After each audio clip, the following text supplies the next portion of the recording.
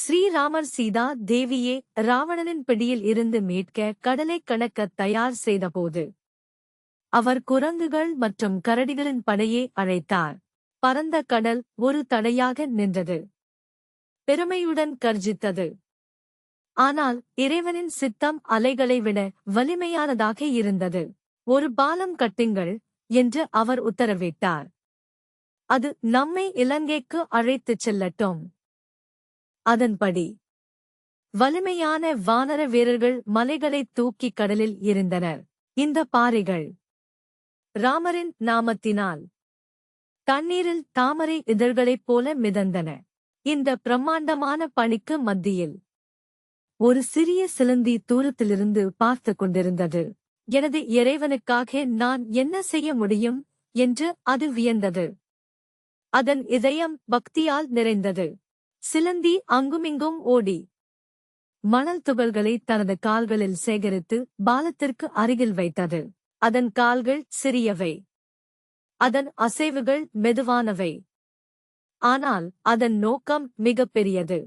ஒரு வலிமையான வானரன் சிலந்தியைக் கண்டு சிரித்தான். சிறிய உயிரினமே, நீ என்ன செய்கிறாய்? அவன் சிலந்தியை ஒரு பக்கமாகத் தள்ளிவிட்டான். இதனால் தற்செயலாக அதற்கு காயம் ஏற்பட்டது. ஆனால் ஸ்ரீராமர் எல்லாவற்றையும் பார்த்தார்.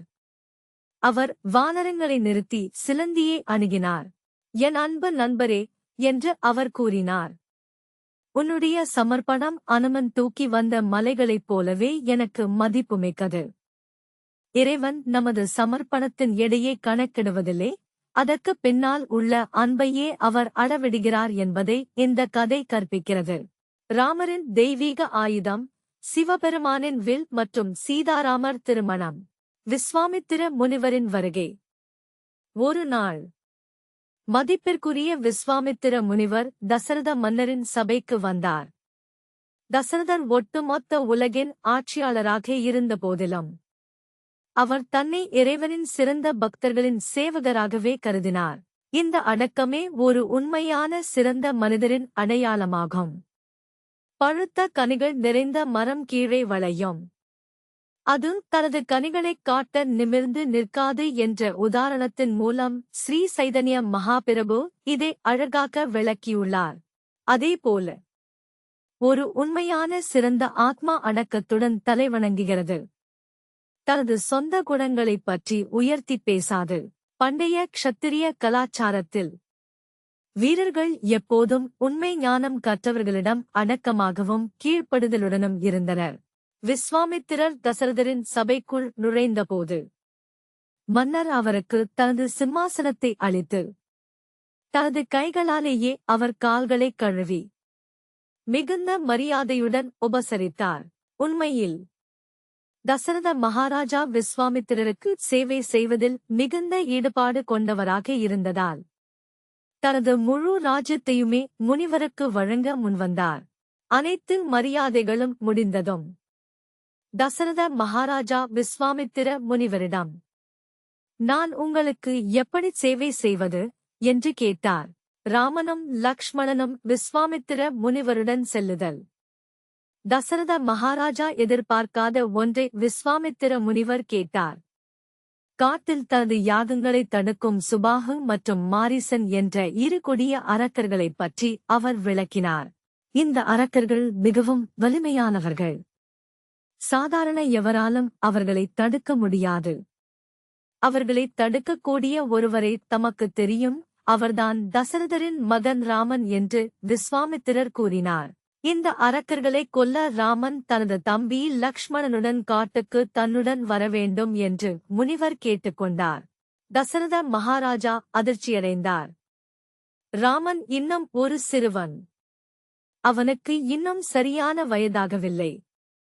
தசரதருக்கு ராமன் மகாவிஷ்ணுவின் அவதாரம் என்று தெரிந்திருந்தாலும் அவர் ராமனைத் தனது செல்ல மகனாகவே பார்த்தார்.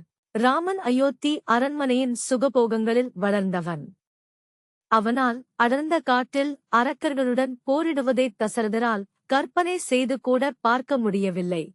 ராமனுக்கு பதிலாகத் தானே வருவதாகவும் தனது பெரும் படையுடன் அரக்கர்களைத் தோற்கடிப்பதாகவும் தசரதர் கூறினார்.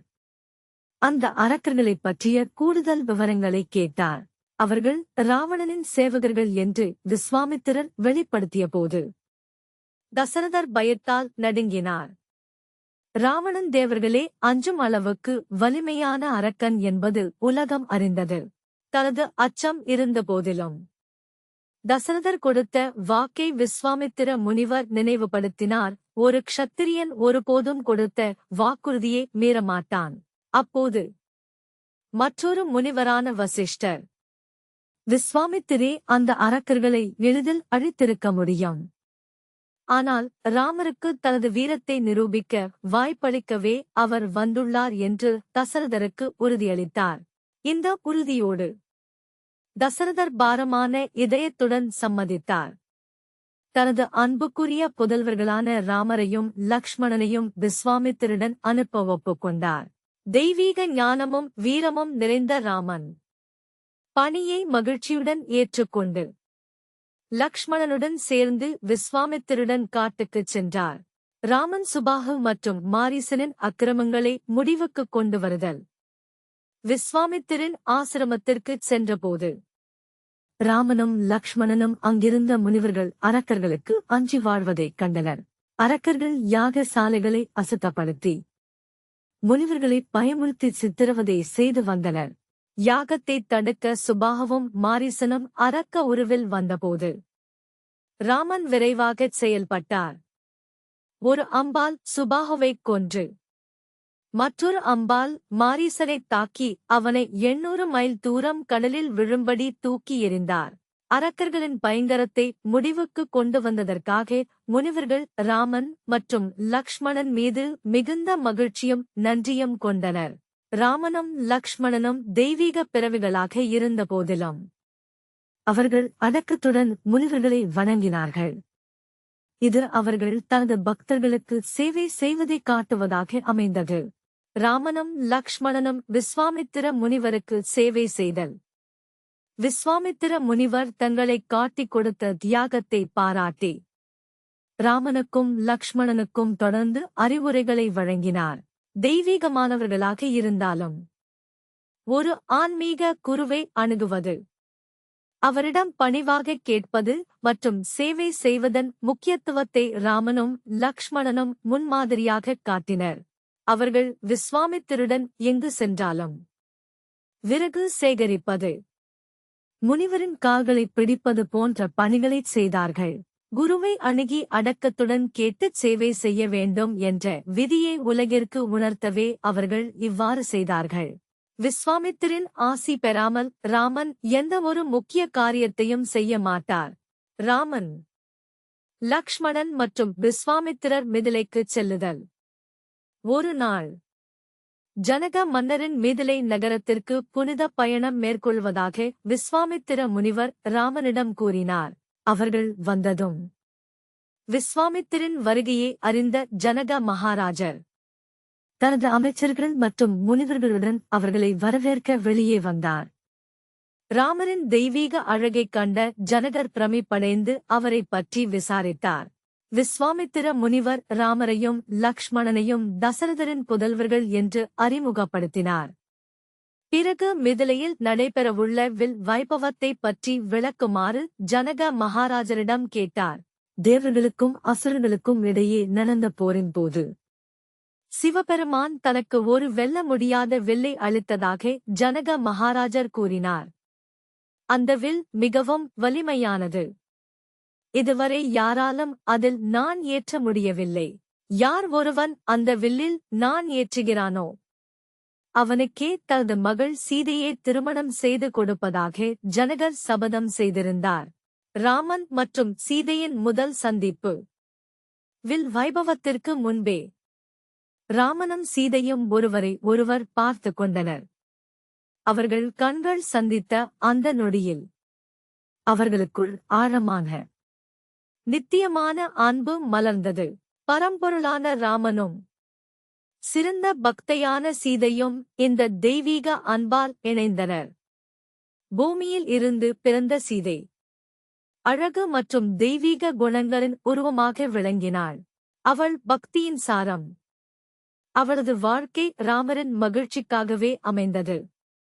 ராதாகிருஷ்ணா மற்றும் சீதாராமர் ஆகிய இருவரும் ஒரே பரம்பொருளின் இரு வடிவங்கள் என்று சாஸ்திரங்கள் விளக்குகின்றன. சீதை இறைவனின் இன்ப சக்தியாகவும் ராமன் இன்பத்தை அனுபவிப்பவராகவும் திகழ்கின்றனர்.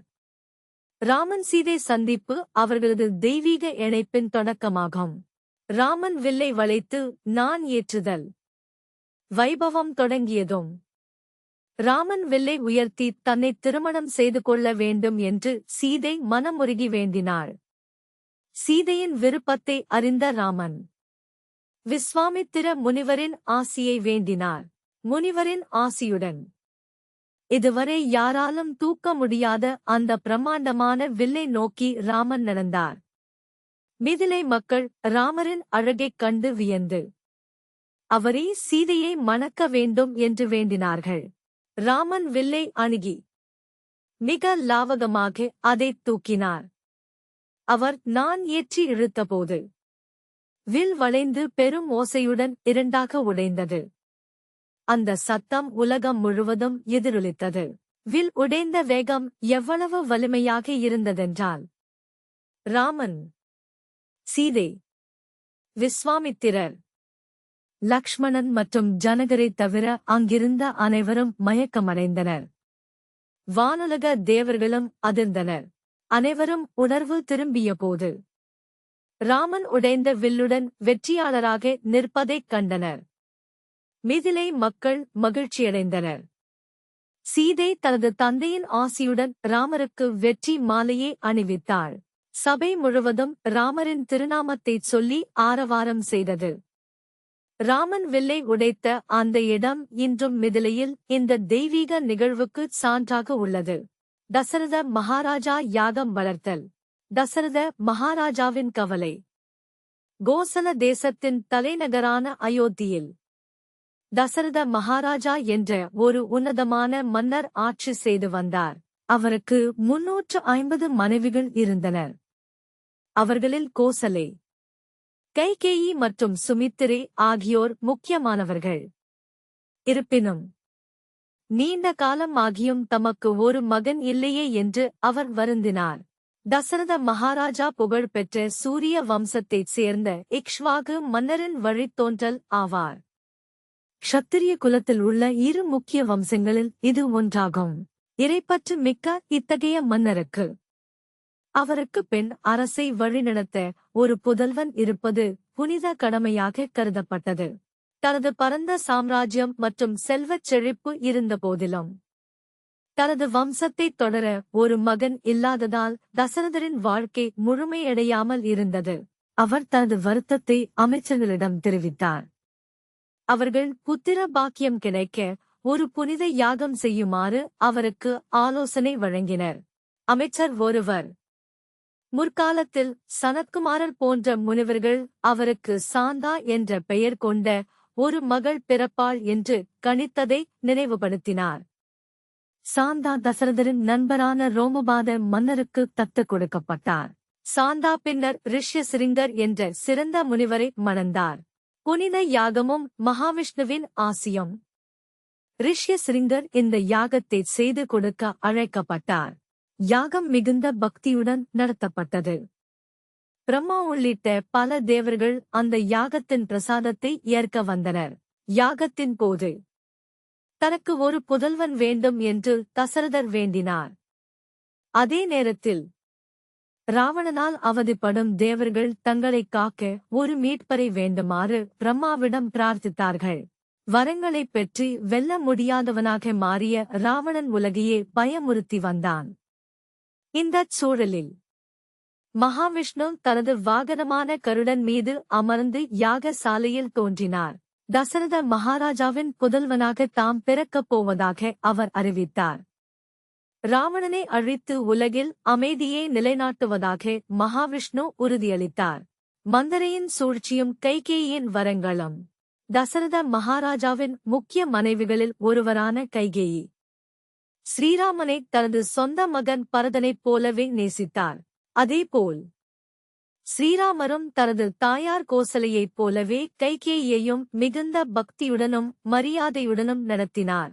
இருப்பினும் மாயையின் தூண்டுதலால் கைகேயியின் பணிப்பெண்ணான கூனி மந்தரையின் இதயத்தில் தீய எண்ணங்கள் புகுந்தன. ராமருக்கு பட்டாபிஷேகம் என்ற செய்தியை கைகேயி மகிழ்ச்சியுடன் கொண்டாடினார். ஆனால் மந்தரை, நீ அறிவற்றவள். ராமன் அரசனானால் உன் மகன் பரதனுக்கு ஆபத்து என்று கூறி அவரது மனதைக் கெடுத்தாள். பரதன் தன்னை விடச் சிறந்தவன் என்று அறிந்த ராமன் அவனை காட்டுக்கு அனுப்பி விடுவான் என்று மந்தரை கூறினாள். முதலில் கைகேயி இதை நம்ப மறுத்தார். ராமன் என் மீது மிகுந்த அன்பு வைத்திருக்கிறான். ராமனும் பரதனும் ஒருவரை ஒருவர் நேசிக்கும் நண்பர்கள் என்றார் கைகேயி. ஆனால் மந்தரை விதைத்த பொறாமை விதைகள் கைகேயியின் இதயத்தில் வளரத் தொடங்கின.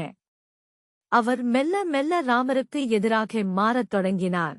அன்று இரவு தசரதர் கைகேயியைச் சந்திக்க வந்தபோது அவர் தரையில் படுத்து அழுது கொண்டிருப்பதைக் கண்டார். தனது அன்பு மனைவிக்கு என்ன ஆயிற்று என்று தசரதர் கவலையுடன் கேட்டார். பண்டைய போர்க்களத்தில் தாம் தசரதரை காப்பாற்றியதற்காக அவர் கொடுத்த 2 வரங்களை கைகேயி நினைவுபடுத்தினார். தசரதரும் எவ்வித சந்தேகமும் இன்றி அவற்றை நிறைவேற்றுவதாக உறுதியளித்தார். ஒரு விஷப்பாம்பைப் போல கைகேயி தனது கோரிக்கையை கூறினார். ராமனை 14 ஆண்டுகள் காட்டுக்கு அனுப்ப வேண்டும். என் மகன் பரதனுக்கு முடிசூட்ட வேண்டும். இதைக் கேட்ட தசரதர் நிலைகுலைந்து வீழ்ந்தார்.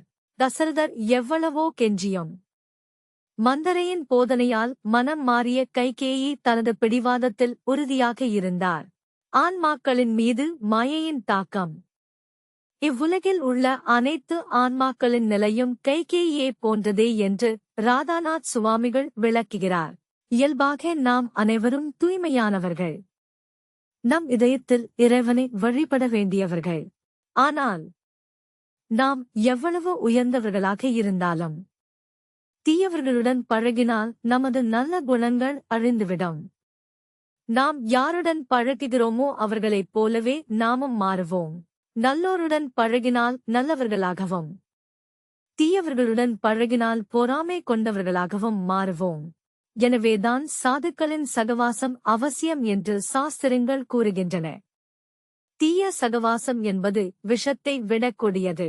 மாயை என்பது நமது உணர்வை மாற்றி நம் இதயத்திலிருந்து இறைவனை வெளியேற்றும் வல்லமை கொண்டது. மந்தரை வழியாக கைகேயியின் மனதை மாற்றியது போல இன்று பல வழிகளில் தீய எண்ணங்கள் நம் வாழ்வில் புகுகின்றன. ஆன்மீக பூமியான இந்தியாவில் கூட மாயை தற்போதைய காலத்தில் புதிய வழிகளைக் கண்டறிந்துள்ளது.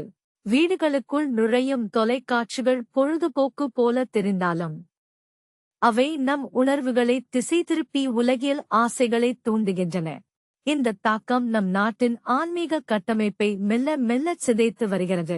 எனவே நாம் சத்சங்கங்களில் கலந்து கொண்டு குடும்பத்தோடு இறைவனைப் பற்றி பேசவும் வழிபடவும் வேண்டும். தூய்மையான ஆன்மாவாக இருந்தாலும் தீய சகவாசம் நம் உணர்வை அழித்துவிடும் என்பதை நாம் உணர வேண்டும். கழுகுகளின் அரசன் ஜடாயுவின் கதை. ஜடாயுவின் வம்சம் மற்றும் தசரதருடனான நட்பு. கழுகுகளின் அரசனான நிலச்சிறந்த ஜடாயு சூரிய பகவானின் தேரோட்டியான அருணனின் புதல்வர் ஆவார். அவர் சம்பாதியின் சகோதரர் மற்றும் தர்மத்தின் நெறிகளை நன்கு அறிந்தவர். ஜடாயு ஸ்ரீராமரின் தந்தையான தசரத மகாராஜாவின் நெருங்கிய நண்பர் ஆவார். இளவயதில் ஜடாயுவும் அவரது சகோதரர் சம்பாதியும் சூரியனை அடைய முயன்றனர். அப்போது வெப்பத்தைத் தாங்க முடியாத ஜடாயுவைக் காக்க சம்பாதி தனது இறக்கைகளை விரித்து அவரைத் தடுத்தார். இதனால் சம்பாதியின் இறக்கைகள் கருகின. ஜடாயு பின்னர் பஞ்சவடியில் வாழ்ந்து வந்தார். அங்கு அவர் ராமாயணத்தில் ஒரு முக்கிய பங்கைக் கொண்டிருந்தார். ராவணன் சீதையை கடத்தல். ஒரு நாள் அரக்கன் ராவணன் சீதையை கடத்தத் திட்டமிட்டான். ராமன் மற்றும் லக்ஷ்மணனை ஆசிரமத்திலிருந்து விலக்கி வைக்க தனது சகோதரரான மாரீசனை ஒரு பொன்மான் உருவில் அனுப்பினான். அந்த அழகான மானைக் கண்டு வியந்த சீதை அதை பிடித்து தருமாறு ராமனிடம் கேட்டார். ராமன் மானைத் துரத்திச் செல்ல லக்ஷ்மணன் சீதையைக் காக்க அங்கேயே இருந்தார். ராமன் மானைக் கொன்றபோது மாரீசன் ராமரின் குரலில் அலறினான். ராமருக்கு ஆபத்து என்று நினைத்த சீதை லக்ஷ்மணனை உதவிக்குச் செல்லுமாறு வற்புறுத்தினாள். லக்ஷ்மணன் பெயரளவு ஒரு கோடு வரைந்துவிட்டுச் சென்றார். சீதை தனியாக இருப்பதை பயன்படுத்திக் கொண்ட ராவணன் ஒரு முனிவரைப் போல வேடமிட்டு அவரிடம் வந்தான். சீதை ராவணனின் உண்மையை அறிந்து அவனை எதிர்த்தபோது ராவணன் தனது உண்மை உருவத்தைக் காட்டி சீதையை தனது தேரில் ஏற்றி ஆகாய மார்க்கமாக லங்கையை நோக்கித் தூக்கிச் சென்றான். ஜடாயுவின் வீரப்போர். ராவணன் சீதையை கடத்திச் செல்வதைக் கண்ட ஜடாயு உடனடியாக சீதையை மீட்கப் போராடினான். மிகுந்த துணிச்சலுடன் ராவணனைத் தாக்கினான். ஜடாயு தனது அலகு மற்றும் நகங்களால் ராவணனைக் குத்திக் கிழித்தான். இதனால் அந்த அரக்கன் காயமடைந்து இரத்தம் சிந்தினான். போர் கடுமையாக இருந்தது. இறுதியில் ராவணன் தனது வாளை எடுத்து ஜடாயுவின் இறக்கைகளை அறுத்தான். அந்த பாரிய கழுகு படுகாயமடைந்து தரையில் விழுந்தது. ராவணன் சீதையுடன் லங்கையை நோக்கி தனது பயணத்தைத் தொடர்ந்தான். வழியில் சீதை தனது ஆபரணங்களை அடையாளமாக தரையில் வீசினாள். ஜடாயுவை ராமன் கண்டடைதல். ராமனும் லக்ஷ்மணனும் ஆசிரமத்திற்கு திரும்பியபோது அங்கு சீதையைக் காணவில்லை. அவர்கள் தேடி அலைந்தனர். அவர்கள் தேடுதலில் உயிருக்கு போராடிக் கொண்டிருந்த ஜடாயுவை தரையில் கண்டார்கள். முதலில் ஜடாயுவை ஒரு அரக்கன் என்று தவறாக நினைத்து ராமரும் லக்ஷ்மணனும் தாக்கத் தயாரானார்கள். ஆனால் ஜடாயு தனது கடைசி தருணத்தில் தசரதருடனான நட்பைப் பற்றிப் பேசினான். ஜடாயுவின் தியாகத்தை எண்ணி வருந்திய ராமன் அவனருகில் மண்டியிட்டார்.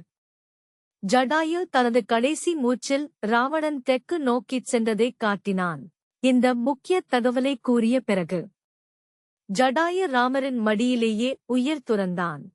ஜடாயுவின் இறுதிச் சடங்கும் முக்தியும். ஜடாயுவின் விசுவாசத்தால் நிகழ்ந்த ராமன் மிகுந்த மரியாதையுடன் அவருக்கு இறுதிச் சடங்குகளைச் செய்தார். ஒரு கழுகிற்கு ஒரு மகன் செய்யும் கடமையே ராமன் செய்தது. இருங்களுக்கு அப்பாற்பட்ட நட்பையும் மரியாதையையும் காட்டியது. ஜடாயுவிற்கு மோட்சம் வழங்கப்பட்டது. அவர் ஒரு அக்னி ரதத்தில் ஏறி மகாவிஷ்ணுவின் வைகுண்டத்தை அடைந்தார். ஜடாயுவின் கதையிலிருந்து நாம் கற்க வேண்டிய பாடங்கள். அநீதிக்கு எதிராக நிற்கும் துணிச்சல். ராவணனின் வலிமையை அறிந்தும் சீதையை மீட்க முயன்ற ஜடாயுவின் வீரம் அநீதிக்கு எதிராக நாம் நிற்க வேண்டும் என்பதை கற்பிக்கிறது. விசுவாசம் மற்றும் தியாகம். ராமனுக்கு ஜடாயு காட்டிய அசைக்க முடியாத விசுவாசம் மற்றும் தியாகம் தன்னலமற்ற வாழ்விற்கு ஒரு சிறந்த உதாரணமாகும். உண்மையான பக்தி என்பது பொது நன்மைக்காக தியாகம் செய்வதாகும். ஜடாயு கடைசி வரை தர்மத்தை கடைப்பிடித்தது. ஒரு நீதிமிக்க வாழ்க்கையின் முக்கியத்துவத்தை காட்டுகிறது. தனது உயிரையும் பொருட்படுத்தாமல் கடமையைச் செய்த ஜடாயு தர்மத்தின் வழிகாட்டுதலை பின்பற்ற வேண்டும் என்பதை உறுதிப்படுத்துகிறார். தெய்வீக கருணை. ஜடாயுவின் மீது ராமன் காட்டிய அன்பும் மரியாதையும். தூய்மையான பக்தியுடன் சேவை செய்பவர்கள் யாராக இருந்தாலும் அவர்களை இறைவன் மதிப்பார் என்பதை காட்டுகிறது. பக்தியின் மூலம் மோட்சம். ஜடாயு அடைந்த மோட்சம். ஒருவரின் உருவம் அல்லது அந்தஸ்து முக்கியமல்ல. உண்மையான பக்தியே இறைவனை அடைய வழி என்பதை விளக்குகிறது. துணிச்சல் மற்றும் பக்திக்காக பிரார்த்தனை. நீதியின் வடிவான ஸ்ரீராமனே, அநீதிக்கு எதிராக முழங்கவும் தேவையுள்ளவர்களைக் காக்கவும் ஜடாயுவின் துணிச்சலை எங்களுக்கு வழங்க வேண்டும். பெரிய சவால்கள் வந்தாலும் தர்மத்தைக் காக்கவும் ஜடாயுவைப் போல விசுவாசமாக இருக்கவும் எங்களுக்கு வலிமை தாருங்கள். இறைவா, அறநெறி கொண்ட வாழ்க்கை வாழ எங்களுக்கு வழிகாட்டும். அதன் மூலம் ஜடாயு அடைந்த அந்த உன்னத மோட்சத்தை நாங்களும் அடைய வேண்டும். எங்கள் இதயத்தை ஜடாயுவின் இதயத்தைப் போல கருணையால் நிரப்புங்கள். ஹரே ராம ராம ராம ஹரே ஹரே. ஹரே கிருஷ்ண கிருஷ்ண கிருஷ்ண ஹரே ஹரே. ராமனின் தீவிர பக்தனாக இருந்த காகம். ஒரு பாடம். அனைத்து வடிவங்களிலும் பக்தி. ஸ்ரீராமருக்கு மனிதர்கள் மட்டுமின்றி விலங்குகளிடையேயும் எண்ணற்ற பக்தர்கள் இருந்தனர். அவருடைய மிகச் சிறந்த பக்தர்களில் பலர் விலங்கு வடிவங்களில் இருந்தனர். அப்படிப்பட்ட ஒரு பக்தர்தான் இந்த காகம். அதன் பக்தி அனைவருக்கும் ஒரு சிறந்த பாடமாகும். காகத்தின் விசித்திரமான செயல். ஒரு நாள் ராமரும் லக்ஷ்மணனும் பம்பா சரோவர் ஏரிக்கரையில் நடந்து கொண்டிருந்தனர். அப்போது ஏரியின் மறுபுறம் ஒரு காகம் விசித்திரமாகச் செயல்படுவதை லக்ஷ்மணன் கவனித்தார். அந்த காகம் ஏரிக்கரைக்கு ஓடி வரும். தண்ணீரைப் பார்க்கும். குடிக்கத் தலை குனியும். ஆனால் ஒரு சொட்டுக்கூட குடிக்காமல் மீண்டும் காட்டுக்குள் ஓடிவிடும். இது லக்ஷ்மணருக்கு குழப்பத்தை அளித்தது. லக்ஷ்மணனின் கேள்வியும் ராமரின் விளக்கமும். ஏன் இந்த காகம் இப்படி விசித்திரமாகச் செய்கிறது என்று லக்ஷ்மணன் கேட்டார். ராமர் புன்னகையுடன், இந்தக் காகம் ஒரு சிறந்த பக்தன் என்று பதிலளித்தார். அவன் என் மீது மிகுந்த ஈடுபாடு கொண்டுள்ளான். இடைவிடாமல் என் பெயரை உச்சரித்துக் கொண்டிருக்கிறான். இப்போது அவனுக்கு மிகுந்த தாகமாக இருக்கிறது. ஏரிக்கு நீர் அருந்த வருகிறான். இருப்பினும் தண்ணீர் குடிக்க வேண்டுமானால் அவன் ஒரு நொடி என் பெயரை உச்சரிப்பதை நிறுத்த வேண்டும். அதை அவனால் தாங்க முடியாது. அதனால் தாகமாகவே இருக்க தீர்மானித்திருக்கிறான். பக்தியின் ஆழம். இந்த எளிய ஆனால் வலிமையான கதை உண்மையான பக்தி எத்தகைய ஆழம் கொண்டது என்பதை நமக்கு கற்பிக்கிறது. தனது தாகத்தை தீர்ப்பதை விட ராம நாமத்தை உச்சரிப்பதற்கே முக்கியத்துவம் கொடுத்த அந்தக் காகத்தைப் போல நாமும் பக்தியில் லயிக்க வேண்டும். நமது பக்தி அந்த நிலையை அடையும் போது இறைவனே நம்மைப் பார்ப்பார். நாமத்தின் மகிமை. நாமத்தைச் சொல்லும் தீவிரத்தில் காகத்தைப் போலவே நாமும் இருக்க வேண்டும் என்பதை இந்தக் கதை நினைவுபடுத்துகிறது. முழுமையான அர்ப்பணிப்புடன் நாமத்தைச் சொல்வதே இறைவனின் அருளைப் பெறுவதற்கான வழியாகும். திருநாமத்தின் மகிமைக் கதை. ஸ்ரீராமரும் தவளையும். ஒருமுறை தண்டகாரண்ய காட்டில் ராமரும் லக்ஷ்மணனும் பேசிக் கொண்டிருந்தனர். அப்போது ராமர் தனது வில்லைத் தரையில் ஊன்றி நின்றார். அப்போது அந்த வில் ஒரு தவளையின் மீது இருப்பதை லக்ஷ்மணன் கவனித்தார். வில்லின் பாரம் தாங்காமல் அந்த தவளை வருந்தியது. ராமர் உடனே வில்லை எடுத்துவிட்டு அந்த தவளையைக் கையில் ஏந்தினார். ஏன் நீ அமைதியாக இருந்தாய் என்று கேட்டார்.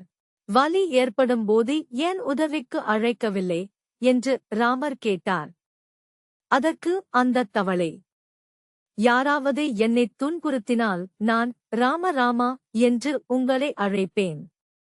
ஆனால் இங்கு காயப்படுத்துவதே நீங்கள்தான் என்றால் நான் யாரை அழைப்பேன் என்றது. நீங்கள் கொடுக்கும் இந்த வலியை கூட உங்கள் ஆசீர்வாதமாகவே நான் ஏற்கிறேன் என்று அந்த தவளை கூறியது. கதையின் பாடம். ஒரு பக்தன் எதையும் இறைவனின் கருணையாகவே ஏற்கிறான். இன்பத்திலும் துன்பத்திலும் அவன் இறைவனையே நாடுகிறான். தனக்கு வரும் கஷ்டங்களை இறைவனை இன்னும் தீவிரமாக துதிப்பதற்கான ஒரு வாய்ப்பாகவே அவன் கருதுகிறான். ஹரே ராம ராம ராம ஹரே ஹரே. திருநாமத்தின் மகிமைக் கதை. லங்கையின் ஒவ்வொரு வீட்டிலும் ராம நாமம். ஒரு நாள் ராவணனின் தம்பியான விபீஷணன் தனது வீட்டின் வாசலில் ராம என்று எழுதினார். இதைப் பார்த்த ராவணன் கோபத்துடன், ஏன் என் எதிரியின் பெயரை உன் வீட்டில் எழுதினாய் என்று கேட்டார். அதற்கு விபீஷணர், இல்லை அண்ணா என்றார். இது உங்கள் எதிரியின் பெயர் அல்ல. இதில் ரா என்பது உங்களைக் குறிக்கும் ராவணன். மா என்பது உங்கள் மனைவியைக் குறிக்கும் மண்டோதரி. என் வீடும் இதில் உள்ள அனைவரும் உங்களுக்கே சொந்தம் என்பதைக் குறிக்கவே ராமா என்று எழுதினேன் என்றார் விபீஷணர். இதைக் கேட்டு ராவணன் மிகவும் மகிழ்ச்சி அடைந்தான். மகிழ்ச்சியில் ராவணன் லங்கையின் ஒவ்வொரு வீட்டிலும் இதேபோல் ராம என்று எழுத ஆணையிட்டான். அதன் மூலம் ராம நாமம் லங்கை எங்கும் பரவியது. கதையின் பாடம். மற்றவர்களுக்கு திருநாமத்தை கொண்டு சேர்ப்பதில் பக்தர்கள் புத்திகூர்மையுடன் இருக்க வேண்டும். சிலருக்கு இது கசப்பான மருந்தாக தெரியலாம். கசப்பான மருந்தை ஒரு கேப்சூலில் இட்டுக் கொடுப்பது போல.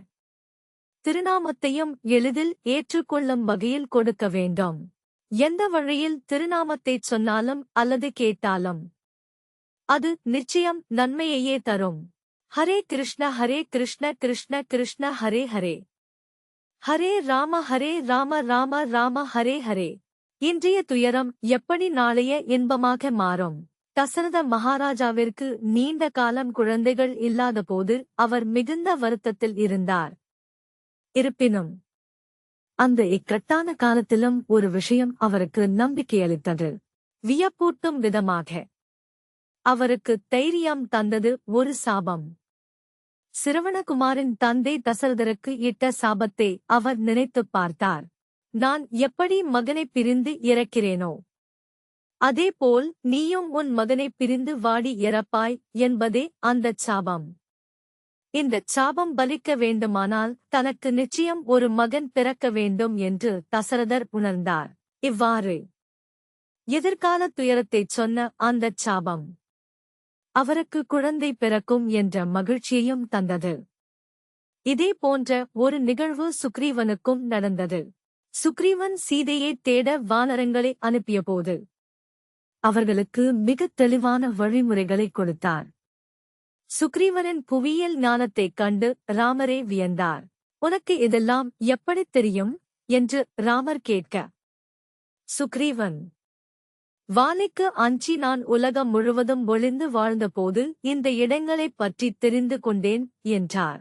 சுக்ரீவன் அந்த துயரத்தை சந்திக்காவிட்டால் அவனுக்கு இந்த அறிவு கிடைத்திருக்காது. சீதையை தேடுவது இன்னும் கடினமாகியிருக்கும். சவால்கள் வைட்டமின்கள் போன்றவை, தடைகள் ஆசீர்வாதங்கள். மலரை இறைவரின் பரிசாகக் கருதினால் முள்ளையும் அப்படியே கருத வேண்டும். துக்கமும் தடைகளும் எதிர்கால இன்பத்திற்கு வழிவகுக்கும். எனவே இன்றைய கஷ்டங்களைக் கண்டு அஞ்சாதீர்கள். நாளை உங்களுக்காக என்ன மகிழ்ச்சி காத்திருக்கிறதோ இன்றைய கஷ்டங்கள் நாளைய வெற்றிக்கு அடித்தளம் என்பதை இந்த பாடங்கள் நமக்கு உணர்த்துகின்றன. ஹரே ராம ராம ராம ஹரே ஹரே. லக்ஷ்மண ரேகையை தாண்டாதீர்கள். ஆன்மீக வாழ்வில் வரம்புகளின் முக்கியத்துவம். லக்ஷ்மண ரேகையின் கதை. ராமாயணத்தில் லக்ஷ்மண ரேகை என்பது பாதுகாப்பையும் ஆன்மீக தூய்மையையும் உறுதிப்படுத்தும் ஒரு சக்தி வாய்ந்த அடையாளமாகும். ராமன் பொன்மானைத் துரத்திச் சென்றபோது தனது தம்பி லக்ஷ்மணனிடம் சீதையை பாதுகாக்குமாறு கூறிச் சென்றார். ஆபத்துகளை உணர்ந்த லக்ஷ்மணன் சீதையின் இருப்பிடத்தைச் சுற்றி லக்ஷ்மண ரேகை என்ற பாதுகாப்பு கோட்டை தனது அம்பால் வரைந்தார். ஆனால் மாரீசன் ராமரின் குரலில் அலற ராமர் ஆபத்தில் இருப்பதாக எண்ணிய சீதை லக்ஷ்மணனை உதவிக்குச் செல்ல வற்புறுத்தினாள். லக்ஷ்மணன் முதலில் தயங்கினாலும் சீதையின் கட்டளைக்கு இணங்கி அந்த பாதுகாப்பு கோட்டை வரைந்துவிட்டு ராமரைத் தேடிச் சென்றார்.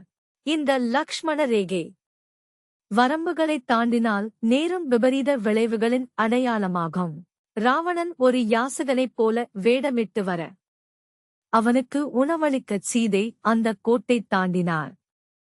இதுவே அவர் கடத்தப்படுவதற்கு காரணமாக அமைந்தது.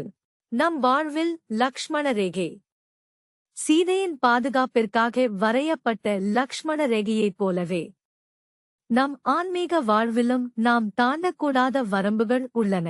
இந்த வரம்புகள் நம்மை தவறான வழிகளில் இருந்து காக்க சாஸ்திரங்களாலும் குருக்களாலும் வகுக்கப்பட்டுள்ளன. தினசரி பிரார்த்தனை, தியானம், நேர்மை மற்றும் ஒழுக்கம் போன்றவை நம் ஆன்மீக பயணத்தின் வேலிகளாகும். இந்த வரம்புகளைச் சிறிதளவு மீறினாலும் அது நம் வீழ்ச்சிக்கு வழியில் அமைக்கும். ஆசைகளும் மாயைகளும் நம்மை தாக்கக்கூடும். ஸ்ரீல பிரபுபாதர் தனது போதனைகளின் மூலம் நம் வாழ்வில் ஒரு லக்ஷ்மண ரேகையை வரைந்துள்ளார். அது நம்மை பாதுகாக்கும். நமது உலக கடமைகளுக்கும் ஆன்மீக கடமைகளுக்கும் இடையில் ஒரு சமநிலையை அவர் வலியுறுத்தினார். வரம்புகளை மீறுவதால் ஏற்படும் விளைவுகள். லக்ஷ்மண ரேகையை தாண்டுவது என்பது நமது ஆன்மீக பாதையிலிருந்து விலகுவதை குறிக்கிறது. சீதை கோட்டை தாண்டியதால் ஏற்பட்ட துயரத்தைப் போல நாமும் வரம்புகளை மீறினால் குழப்பமும் கஷ்டங்களும் வந்து சேரும். ஒழுக்கம் மற்றும் பக்தியின் பாதுகாப்பை விட்டு வெளியேறினால் நாம் மாயையிடம் சிக்கித் தவிப்போம் என்று சாஸ்திரங்கள் எச்சரிக்கின்றன. ஆன்மீக வரம்புகள் நம்மை பாதுகாப்பதோடு மட்டுமில்லாமல் சீரான வாழ்க்கைக்கு வழிகாட்டவும் செய்கின்றன. வரம்புக்குள் இருப்பது நாம் நேர்மையான பாதையில் செல்லவும் ஆன்மீகத்தில் உயரவும் உறுதுணையாக இருக்கும். முடிவுரை: லக்ஷ்மண ரேகையை மதித்தல்.